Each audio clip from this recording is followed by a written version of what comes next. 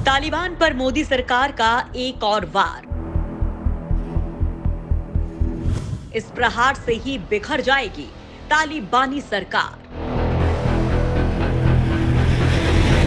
भारत करेगा तालिबान पर 2593 वाले हथियार का प्रयोग। जी हां, तालिबान, पाकिस्तान और चीन तीनों मोर्चों पर भारत ने जंग की तैयारी कर ली है। वहीं भारत अंतर्राष्ट्रीय मंचों से भी दुश्मनों को बर्बाद करने में कोई कोर कसर नहीं छोड़ रहा है। फिलहाल भारत को पश्चिम की तरफ से तालिबान से ज्यादा खतरा है, क्योंकि तालिबान और पाकिस्तान पिछली 15 अगस्त से ही आतंकी हमले करवाने और खास तौर पर कश्मीर को दहलाने की योजना बना रहे हैं। इसलिए अब भारत ने रातों रात कई देशों से संपर्क किया है।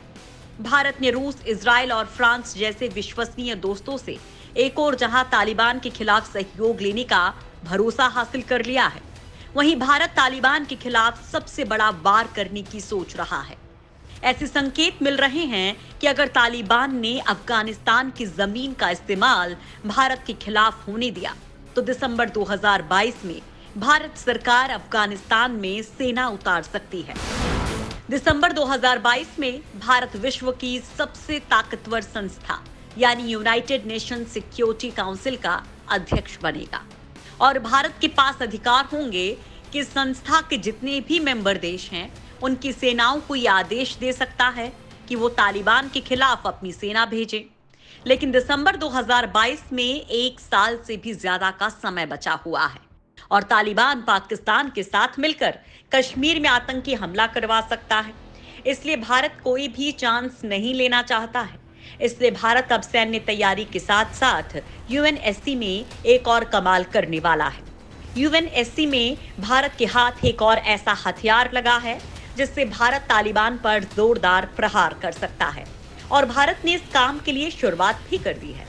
आगे वीडियो में आपको बताते हैं कि आखिरकार जो काम अमेरिका, रूस जैसे देश जिनके पास यूएन का वीटो पावर है वो नहीं कर पाए, वो भारत कैसे कर रहा है और कैसे भारत के इस कदम से चीन के रोंगटे खड़े हो रहे हैं, सब बताएंगे। तो बने रहिए वीडियो पर। यूएनएससी में मौजूद है 2593 वाला महा हथियार जो तालिबान की सरकार को करेगा बर्बाद। यूएनएससी विश्व की ताकतवर संस्था है जिसमें दुनिया के टॉप ताकतवर देश शामिल हैं। इसमें 5 देशों के पास वीटो पावर है, जिनमें अमेरिका, चीन, ब्रिटेन, रूस और फ्रांस शामिल हैं। इनको यूएन का स्थायी सदस्य भी कहते हैं।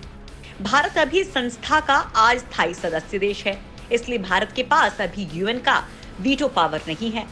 खैर, भारत इस संस्था के एक ऐसे हथियार को तालिबान पर इस्तेमाल करने वाला है जिसको लेकर तालिबान अनभिज्ञ था, लेकिन चीन जानता है कि यह हथियार किस कदर तालिबान को कमजोर कर देगा। लेकिन भारत के रक्षा मंत्री राजनाथ सिंह ने यह संकेत दे दिया है कि जल्द ही भारत इसको लेकर एक्शन लेने वाला है। जैसा कि आपको पता ही है कि तालिबान ने हाल ही में अंतरिम सरकार की घोषणा की है। इस सरकार में यूनाइटेड नेशंस सिक्योरिटी काउंसिल यानी कि यूएनएससी की 1267 कमेटी की प्रतिबंध सूची में तालिबान कैबिनेट के 33 में से 17 मंत्री हैं। इन पर आतंकी होने के कारण करोड़ों का इनाम भी है। अब तालिबान के इन आतंकी मंत्रियों पर भारत एक्शन लेगा, वो भी यूएनएससी के माध्यम से। दरअसल भारत इन मंत्रियों को यूएनएससी के नए 2593 प्रस्ताव के तहत हटाने की मांग करने वाला है और भारत ने इसका संकेत दे दिया है। भारत दिसंबर 2022 तक यूएनएससी की 1267 कमेटी की अध्यक्षता कर रहा है। क्या है यूएनएससी का 2593 वाला हथियार और मोदी सरकार कैसे करेगी इसका इस्तेमाल? दरअसल 2593 के मुताबिक अफगानिस्तान की जमीन का इस्तेमाल किसी भी देश को धमकाने या हमला करने या आतंकियों को शरण देने या ट्रेनिंग देने या आतंकी हमलों की प्लानिंग या उन्हें फंडिंग करने के लिए नहीं किया जाना चाहिए। अगर तालिबान इस प्रस्ताव के विपरीत काम करता है तो संस्था के सदस्य देशों के पास तालिबान पर अटैक करने का अधिकार होगा। साथ ही प्रस्ताव 2593 में उन व्यक्तियों और संस्थाओं के खिलाफ भी सैन्य कार्रवाई करने की छूट देता है जिन्हें 1267 के संकल्प में नामित किया गया है, यानी इन लोगों पर एक्शन लिया जा सकता है। हालांकि हम यहाँ आपको ये बता दें कि तालिबान को एक आतंकी संगठन के तौर पर नामित नहीं किया गया है। लेकिन इसके कई नेता प्रस्ताव 1267 के तहत आते हैं। फिलहाल 33 में से 17 मंत्री इस लिस्ट में शामिल हैं। इस लिस्ट में अफगानिस्तान के गृह मंत्री सिराजुद्दीन हक्कानी सबसे प्रमुख हैं। हक्कानी नेटवर्क के प्रमुख सिराजुद्दीन को यूनाइटेड नेशंस और अमेरिका जैसे देशों द्वारा आतंकी के तौर पर नामित किया गया है। सिराजुद्दीन पर 36 करोड़ रुपए का इनाम है। सिराजुद्दीन के साथ ही खुफिया प्रमुख अब्दुल हक वासीक, उप रक्षा मंत्री मोहम्मद फजल, सूचना और प्रसारण मंत्री खैरुल्लाह खैरख्वाह और सीमा और जनजातीय मामलों के मंत्री नूरुल्लाह नूरी भी आतंकी लिस्ट में शामिल हैं। प्रस्ताव 2593 के उल्लंघन से तालिबान सरकार पर यूनाइटेड नेशंस के प्रतिबंध लग सकते हैं। तालिबान अगर अल-कायदा, जैश-ए-मोहम्मद, लश्कर-ए-तैयबा या तहरीक-ए-तालिबान पाकिस्तान जैसे आतंकी समूहों को सुरक्षित पनाहगाह प्रदान करता है तो उस पर कार्रवाई की जा सकती है। भारत के इस नए वार से डर रहा है चीन। यूएनएससी में इस प्रस्ताव की क्या अहमियत है, ये रूस, अमेरिका, चीन जैसे देश अच्छे से जानते हैं।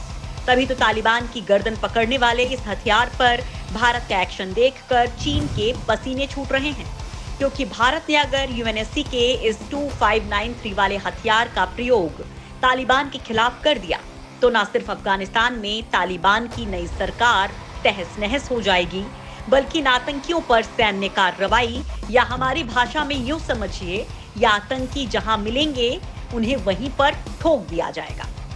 कुल मिलाकर भारत तालिबान पर वार करने का कोई भी मौका नहीं छोड़ रहा है।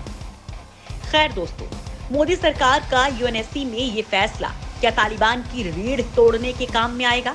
भारत अगर 2593 प्रस्ताव की मांग करता है तो क्या रूस भारत से नाराज हो सकता है, या फिर भारत को दिसंबर 2022 तक यूएनएससी का अध्यक्ष बनने का इंतजार करना चाहिए? आपकी जो भी राय है, अगर आप इसमें अधिक जानकारी रखते हैं तो कमेंट करके जरूर बताएं।